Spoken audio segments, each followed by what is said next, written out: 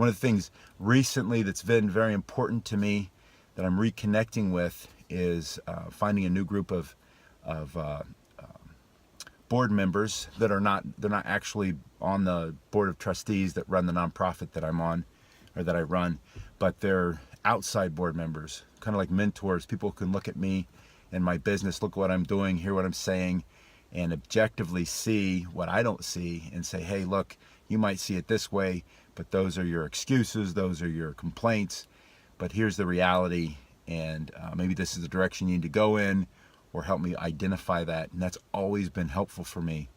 It's one of those things that I don't think you can truly grow as an entrepreneur if you don't find other people, whether it's in a formal way, which I've had, or in an informal way, which I've had hundreds of times, where I've had these relationships with people who are more experienced in business or have totally different perspective in business, way more successful than I am, and they have nothing to do with the industry that I'm in. They have no interest in the industry that I'm in. They're never going to do it, but they have business perspective based on real life, on what works and what doesn't work.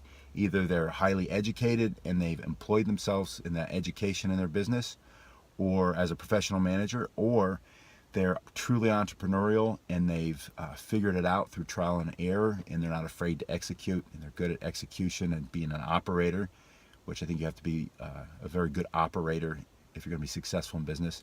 So that's where I am. I'm talking to a lot of different people right now. I'm hoping to narrow it down to 2 or 3 people that I can meet with on a somewhat regular basis, where I can sit down, say, here's where I am, here's where I think I should go, and then let them talk and let them give me some feedback, and then hold me accountable when I start to whine and complain about what I think the real issue is, which is usually not the issue. They usually see it for what it is. All business is the same. All business is the same. And if you find somebody who's successful, been successful in business, or is successful now, they can help you see the things that you can't see. You're usually blinded by your own culture, your own complaints, your own excuses. I've got a million of them. I keep finding new reasons why I'm not successful at the level that I expect to be successful at, all the way throughout my career, through running the business that I'm in now especially.